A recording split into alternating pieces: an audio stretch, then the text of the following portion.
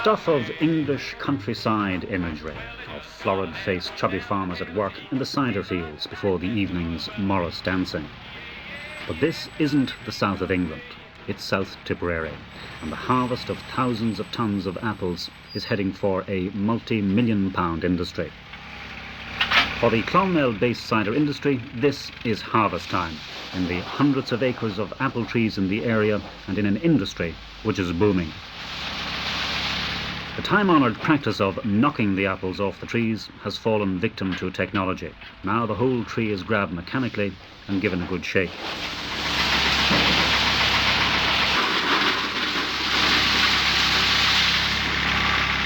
Some 6,500 tons of apples every year are automatically gathered up for shipment to the cider presses.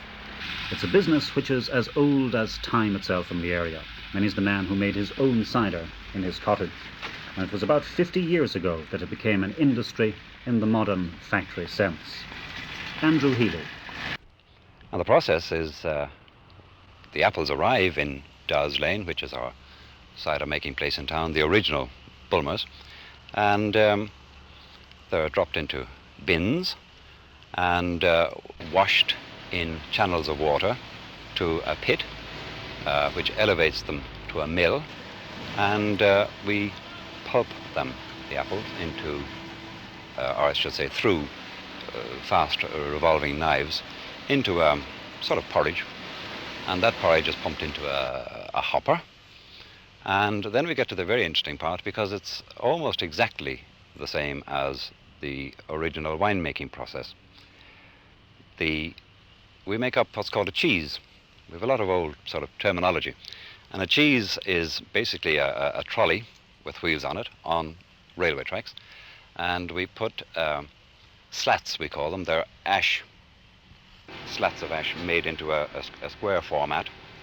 On top of that, we put what's called a hair, which is a coarse woven cloth. And then we pull a handle and we get a dollop of this porridge onto the hair.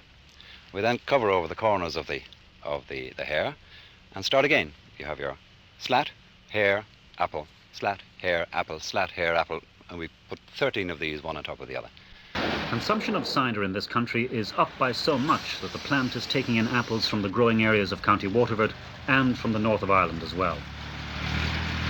They're coming in by the truckload.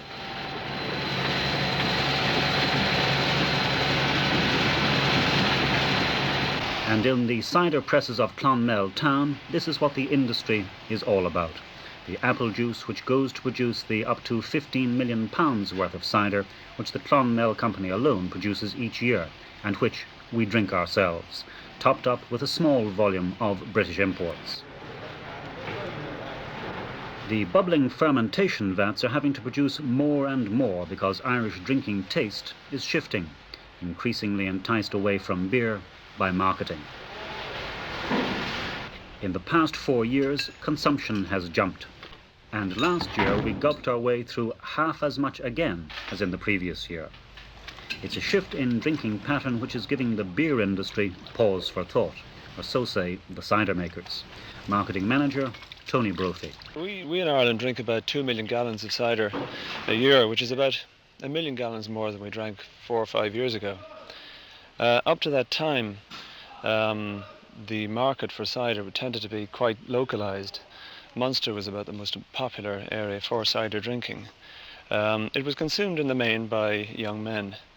However, since then, with the introduction of stag, which is a very popular drink among young women, and more recently the introduction of draft cider, which has become very popular right throughout the country and with all age groups, it has a much broader base and broader appeal. The UK market has grown phenomenally over the last 4 or 5 years.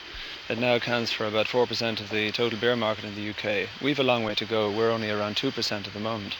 So we think there's a tremendous potential within the cider market, particularly in the draft area.